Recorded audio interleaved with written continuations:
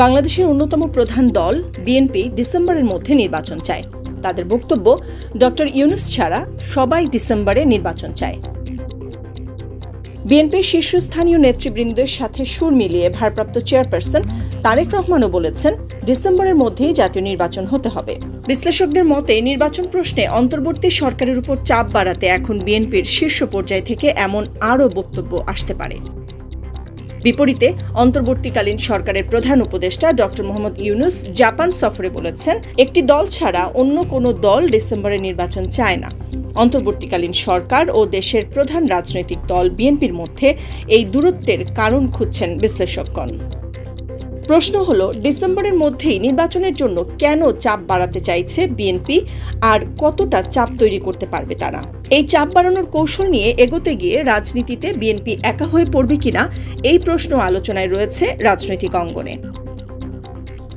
রাজনৈতিক বিশ্লেষকরা এর ব্যাখ্যা দিচ্ছেন এভাবে, বিএনপির এই অবস্থানের সঙ্গে নেই বর্তমান রাজনীতিতে প্রভাবশালী অন্য দলগুলো, অর্থাৎ জুলাই গণ অভ্যুত্থানের ছাত্র নেতৃত্বের দল, জাতীয় নাগরিক পার্টি বা এনসিপি ও জামায়াতে ইসলামী।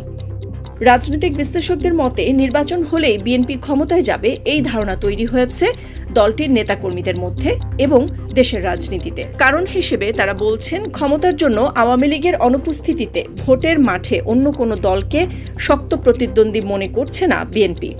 ফলে রাজনৈতিক দল হিসেবে তৈরি হওয়ার সুযোগ বা সম্ভাবনা দ্রুত কাজে লাগিয়ে ক্ষমতায় যাওয়া তাদের এখন প্রধান লক্ষ্য বলে মনে করছেন বিশেষজ্ঞরা।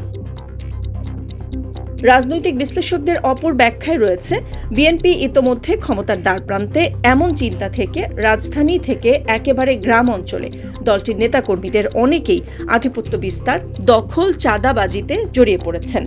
তাদের বিরুদ্ধে দল পদক্ষেপ নিলেও এ ধরনের অপরাধ থেকে নেতাকর্মীদের সরানো যাচ্ছে না। বিশ্লেষকদের মতে, নির্বাচন যত দেরি হবে দলের নেতাকর্মীদের সামলানো তত কঠিন হবে। দখল, চাঁদাবাজি ও আধিপত্য বিস্তারের চেষ্টা বা এ ধরনের অপরাধ বাড়তে থাকবে। ষড়যন্ত্র তত্ত্বও কাজ করছে বিএনপির ভেতর। দলটির নেতারা মনে করছেন, এনসিপির প্রতি প্রধান উপদেষ্টা মোহাম্মদ ইউনূসের দুর্বলতা বা পক্ষপাতিত্ব রয়েছে। আওয়ামী লীগের নেতাদের বিচার শেষ করার পর নির্বাচন চায় দলটি। আর জামায়াত সুবিধাবাদী একটি অবস্থান নিয়েছে বলে অভিযোগ রয়েছে।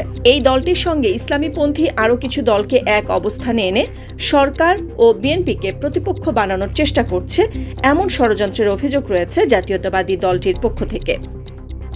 রাজনৈতিক বিশ্লেষকরা বলছেন, বিভিন্ন ক্ষেত্রে সরকারের দুর্বলতা প্রকাশ পাচ্ছে। এর মধ্যে যেহেতু সরকারের বড় অংশীজনের মধ্যে সরকারকে ঘিরে সন্দেহ, অবিশ্বাস তৈরি হয়ে গেছে, ফলে পরিস্থিতি বা উত্তেজনা আবারও বাড়তে পারে। এ ধরনের পরিস্থিতি এড়িয়ে নির্বাচন করতে হলে সরকারের সমঝোতার প্রয়োজন বলে মত বিশ্লেষকদের। নাদিরা জাহান, নিউজ ডেস্ক, সারা বাংলা।